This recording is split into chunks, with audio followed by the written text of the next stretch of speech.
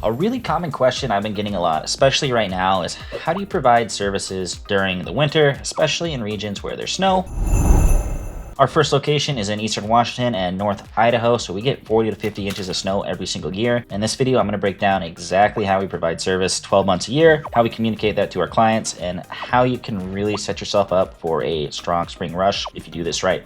So stay tuned, let's get into it. For those who don't know, my name is William. I'm the president of a 7-figure pooper scooper business in the Pacific Northwest and the founder of the Poop Scoop Millionaire community on School. And in this video, I'm going to break down how to provide services during the winter. A lot of people come into the industry and they just assume that you can't actually provide service during those winter months, when in fact that is not true at all. And winter is actually our second busiest season, right behind spring. Typically, the worse the weather gets, the less people want to go outside and pick up their dog poop, and that's where we come in and we're able to scoop up quite a few extra clients during the winter, even though there might be snow on the ground. So I'm going to show you exactly how we do that. So to begin with, how do you actually provide services during the winter? Obviously, we're going out picking up dog poop, and if it's covered with snow, you're not going to be able to see it, you're not going to be able to scoop it up, and you're not going to be able to provide services or get paid. Thankfully, typically if you're keeping up on a yard on a weekly, multiple weekly basis, most of the pet waste will actually stay towards the top of the snow, and it's actually easier to find during these winter months. This is an image that we actually run as an ad in our primary location, and it gets us tons of customers signing back up as the snow is kind of falling and hitting the ground. We do have a couple exceptions. Obviously, if it's snowing really heavy the day of or the day before you actually provide services, most of that pet waste is going to be covered and you're not going to be able to get to it. In that case, we would actually go ahead and skip that day and then come back the following week and perform what we like to call double duty. But it really is possible to provide services during the winter, and a lot of times it actually is easier. You're not having to dig through leaves, you're not going to have to dig through tall grass or rocks. The waste is literally on top of the snow. You can see it from a mile away, easy to pick up.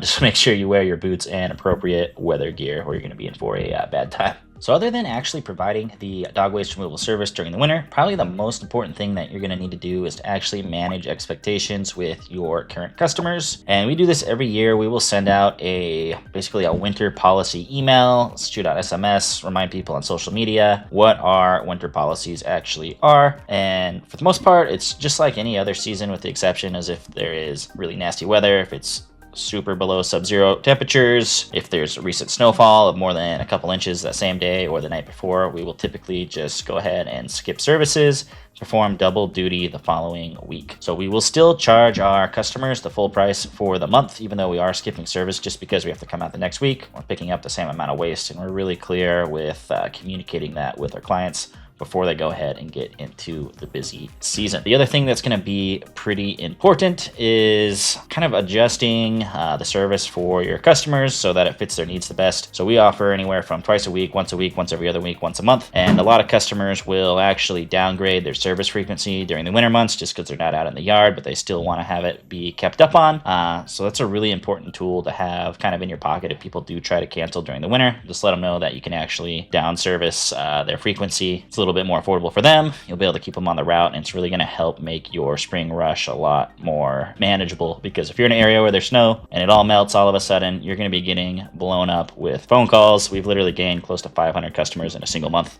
during the snow melt off. So really want to try to be prepared before that. Another tool that you can use to try to keep customers on your route during the winter months is setting the expectation of what the spring rush will look like for them. For us, when we first started, we actually had a waiting list during spring rush before we figured out how to staff appropriately, before we understood the full seasonality of the business. And we had a waiting list between 6 and 8 weeks long. And if people get off of our route, there's a good chance they might not be able to get back on there during the spring when everybody wants it. The other thing that we like to let the customers know is that our spring cleanups can be very expensive sometimes. And we're talking upwards of $150, $250, $300, $400, depending on the severity of the cleanup, how many dogs they have. And oftentimes it's actually cheaper for customers to stay on our pooper scooper route over those winter months rather than wait and have to pay a big spring cleanup, possibly not be able to get back on the schedule because of the waiting list, because the demand is so high. And it really just ends up being kind of a win-win relationship for everybody in that case. And kind of the last thing I'll add about these winter services is that our advertising costs actually start to go down compared to the summer. Once you start getting into September, October, November, December, those are typically the months where we start to ramp up our advertising just a little bit more, a little bit more, a little bit more as we get closer to the end of the year, anticipating that kind of spring rush, which is typically the busy time for most pooper scooper companies. That's going to be January through about mid-April. So hopefully that helps. I'm also going to include another video. I did a 2-hour Q&A session with my business partner Levi, answering a ton of questions just like this and many others. I think we had close to 80 questions that we answered in those 2 hours. So go ahead, check that out. I'll link it here in the description. Otherwise, I hope you guys have a great day and happy scooping.